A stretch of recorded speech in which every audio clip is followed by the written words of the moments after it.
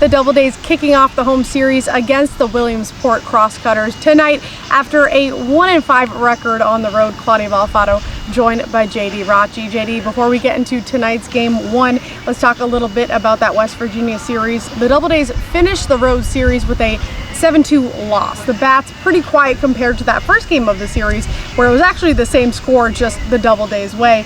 Bottom line, the team just can't seem to find a rhythm.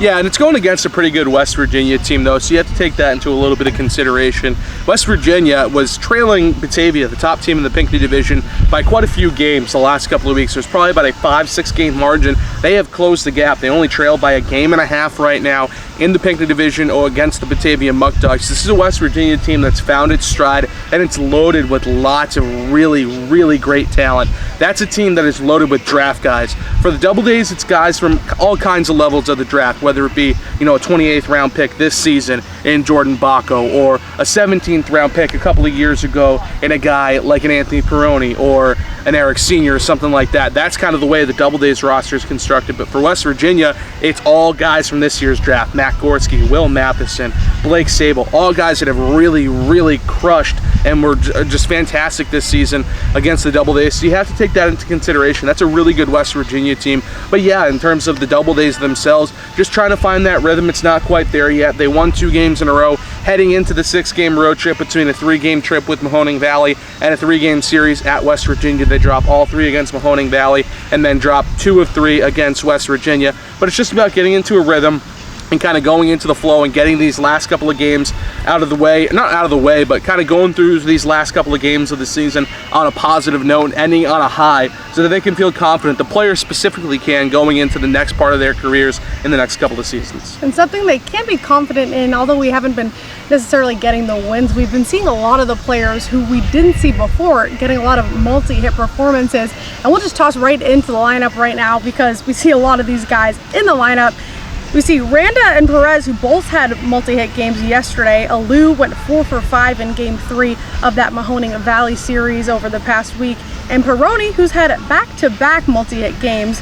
So overall, we've been seeing some really good performances from a few different guys. Yeah, I think a guy like Jake Alou, this is important for him to kind of be getting back into the groove of things. He was just so darn good at the beginning of the season for Auburn, 24th round pick out of Boston College this season for the Washington Nationals, and he was just absolutely scorching hot, hitting over 400 at the beginning part of this season for Auburn. He had like 5 or 6 multi-hit games to begin his pro career. This is a guy that was raking, hitting it to the opposite field, driving the ball down the lines. He's not a big power guy. He's not going to pump him over the fence. He's not going to have a bunch of extra base hits, but he was just getting on base consistently and getting on base remarkably well. Then he hit a stretch toward that middle part of the season where he really struggled, and a lot of guys in Auburn were struggling when they were going through that really tough stretch where they had lost 17 of 22, 15 of 20, that stretch where things weren't necessarily going the Doubledays way. But now Jake has figured it out, as have a lot of the guys, a Wilmer Perez, a Jake Randa, like you mentioned.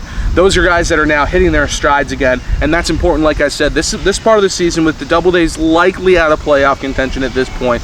This part of the season right now is about individual development for these players, because at the end of the day, the Nationals, yes, they care if Auburn's winning, but at the end of the day, this is about developing players to become big parts of the system at the higher levels in the future. And as long as you're getting a little bit more confidence instilled within yourself for a guy like Jake Alou, who was so good at the beginning of the year, went through that tough stretch and is now starting to hit well again, that's really important for the Doubledays, really important for these players, and really important for the Nationals as an organization as a whole.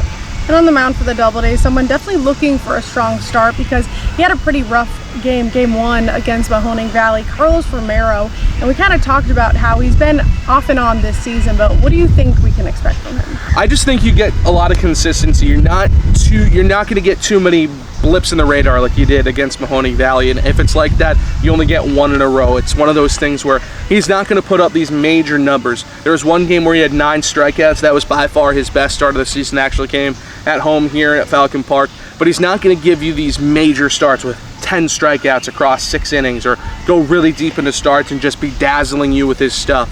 It's just very consistent, and I expect him to have a huge bounce back performance today after that loss against the Mahoning Valley Scrappers in game 1 of that series. That was a really tough outing for him, and I expect him to turn it around today.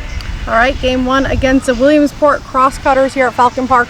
I'm Claudia Balafato, joined by JD Rachi. Don't forget to listen to all of the action on FingerLakes1.com. This is your Auburn Doubledays pregame show brought to you by Cayuga Community College.